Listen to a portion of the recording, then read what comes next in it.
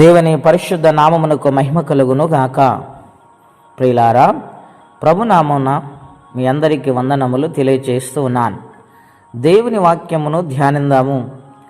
యాకోబు పత్రిక 2వ అధ్యాయము 26వ వచనం. ప్రాణము లేని శరీరం ఎలాగూ మృతమో అలాగే క్రియలు లేని విశ్వాసము మృతము. హల్లెలూయా.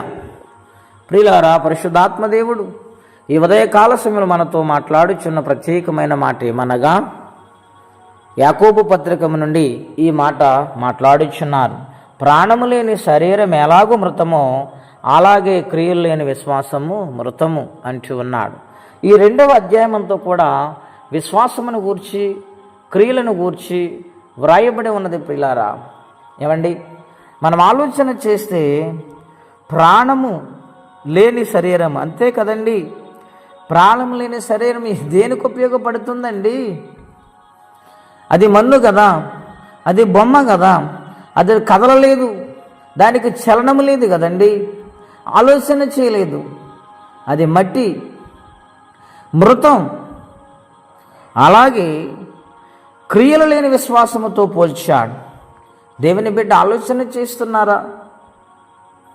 అర్థం చేసుకుంటారా? దేవుడు మనల్ని ఎంతగా దీవించాడంటే, ఇంత క్షేమం ఇచ్చాడంటే, దేవుని కొరకు మనం ఏమి చేశాం, దేవుని కొరకు ఎటువంటి కార్యాలు మనం కలిగి ఉన్నామో ఇక్కడ వ్రాయబడింది. ప్రియులారా, ఏమనగంటే, సహోదరుడైన సహోదరును దిగంబరులైన నాటికి భోజనం లేకున్నప్పుడు మీలో ఎవడైనా శరీరము కావలసిన వాడిని ఇయ్యక సమాధానముగా ఇల్లుడి.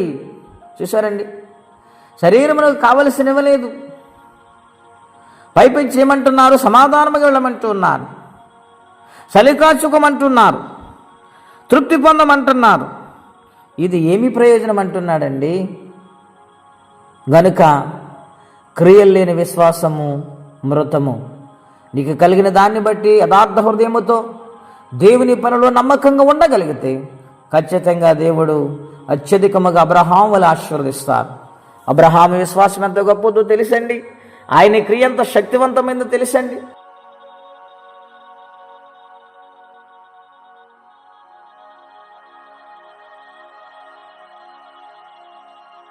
మోరియా కొండ మీద ఇస్సాకును బలర్పించటానికి ఆయన కత్తి ఎత్తి ఇస్సాకుని బలి చేస్తూ ఉండగా, అబ్రహాము ఆగు, నువ్వు దేవునికి భయపడేవాడు అని నేను నమ్ముచున్నాను, కనుక నీ వలన ఆశీర్వాదము ఈ లోకంలో జనములకు నేస్తానని, నిన్ను ఆశీర్వదిస్తానని, నీ బిడ్డను ఆశీర్వదిస్తానని దేవుడు చెప్పారు.